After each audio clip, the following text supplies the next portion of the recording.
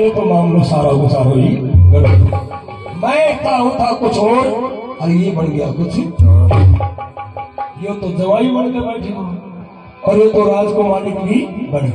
लेकिन लोगों दृष्टि फिर अपने मन में, क्योंकि कपटी कपट करने से बाज नहीं आता है। तीसरी बार फिर षड्यंत्र रचता है। 2 बार बच गया तो बच गया, तीसरी बार ऐसी मौत मारूंगा आपके बचने की कोई उम्मीद ही नहीं है। तीसरी बार फिर अचानक से अपना चेहरे का भाव बदल लिया। आपने बोला मैं बड़ा राजी हो गया, मैं 2 मिनट चंद्रहास से कोई बात करना चाहता हूँ। साइड में ले गया बेटा चंद्रहास, करके बेटा लिया है, आज से तू मेरा घर का बेटा हो गया और मैं तेरे जीवन की मंगल कामना करता हूँ। तेरे जीवन में कभी कोई संकट नहीं आना।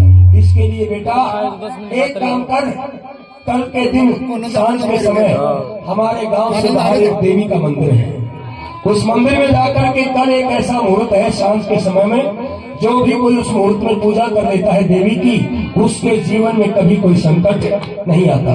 चंद्रहास मैं चाहता हूँ, हाँ जोर से मैं चाहता हूँ तू कल के दिन में ये पूजा कर ले, तेरा जीवन मंगलमय हो जाएगा।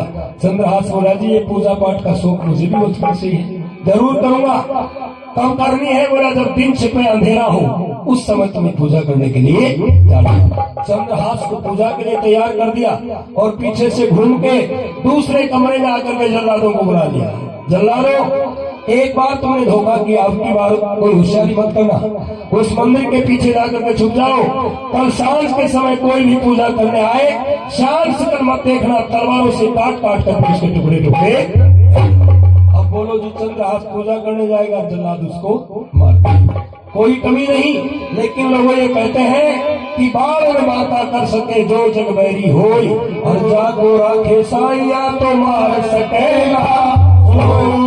लोगों दूसरे दिन दोपहर के समय ही और चंद्रहास पूजा की थाल सजा लेता है। पूजा करने के लिए फल फूल मेवा मिष्ठान थाली में सजा लेता है, देवी के मंदिर की तरफ चलता है। इधर से जो बड़ा राजा था उस नगरी का, राजा कुंती घोष, उसके भी एक बेटी थी, बेटा नहीं था, इसलिए तो धृष्टबुद्धि को राज दिया था। राजा ने सोचा भाई मंत्री ने बेटी की शादी कर दी तो क्यों नहीं मैं भी अपनी बेटी की शादी कर दूं। मंत्री ने अपने गुरु कुल पुरोहित को बुलाया और बोला गुरुजी कोई लड़का बताओ और कोई शादी का मुहूर्त बताओ, मैं भी अपनी बेटी की शादी करना चाहता हूँ। वो गुरुजी ने बोला महाराज मुझे भी कई दिन होगा चारों तरफ निगाह फैलाते, इसके लायक कोई लड़का नजर नहीं आता है। तेरी बेटी के लायक एक ही लड़का है जो चंद्रहास कर जिसने विषया के साथ में शादी की है, तू भी अपनी बेटी की शादी चंद्रहास के साथ ही। राजा बोले महाराज मैं भी राजी, भर सामर्थ हो तो 2 विद्या कर रही। महाराज शादी का मुहूर्त बताओ। वो गुरु जी पतरा खोल के बोले महाराज आज ही गोदुड़ी का फेरा होना चाहिए, इनसे बढ़िया दूसरों सा हो। वो ही मुहूर्त दृष्टबुद्धि ने पूजा का बता दिया और वो ही मुहूर्त पंडित जी ने इधर फेरों का बता दिया। बड़ा राजा था, आदेश दे दिया जाओ चंद्रहास जहां भी है तुरंत चंद्रहास को अभी लेकर के मेरे महल में। और इधर चंद्रहास पूजा का थाल लेकर के देवी के मंदिर की तरफ रवाना हो रहा था। लोगों राजा का आदेश हुआ, राजा का एक सिपाही दौड़ करके आया धृष्टबुद्धि के महल में। धृष्टबुद्धि के लड़के मदन से कहने लगा तुम्हारा बहनोई चंद्रहास कहाँ है? बोला वो तो पूजा करने गया है। मैं बोला पूजा गई बाढ़ में, तुरंत उसको चंद्रहास को पहले बड़े महाराज के दरबार में हाजिर किया। तो लोगों जब पगड़िया को कम होगा छूटने की चले, वो मदन सेन घोड़े पर सवार हो जाता है, चंद्रहास के पीछे पीछे घोड़ा लगा देता है और कैसे रास्ते में चलते हुए चंद्रहास को रोक देता है। तो सुनिए हो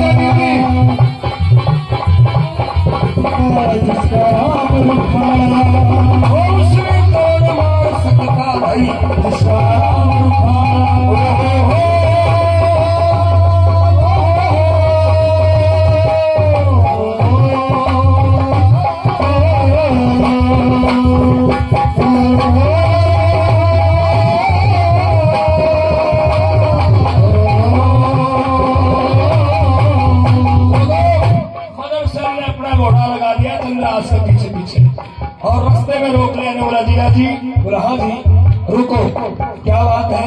बोले वापस चलो महल में। क्यों? बड़े महाराज ने आपको बुलाया है। चंद्रहास बोले बड़ा महाराज कौन है? बोला हम तो छोटनिया से हमारे ऊपर बोल लो। फिर क्या बात है? बोला बात तो वहीं पता पड़ेगा, आप महल में चलो। चंद्रहास बोला मैं तो पूजा करने जाऊंगा। दोनों में विवाद हो जाता है। मदन सेन कहता है महल में चलो, चंद्रहास कहता है पूजा करने जाऊंगा। मदन सेन ने देखा ये विवाद में टीम निकल जाएगी, तो मदन सेन कहने लगा उठी जिगर में जान। बोला तेरी पूजा का और राज हुक्म का मन दोनों तरफा ठान। और हुक्म हुआ जब देर करी ना चली तो उनकी चाल। तेरे बदले पूजा मैं कर दूंगा, लादे पूजा का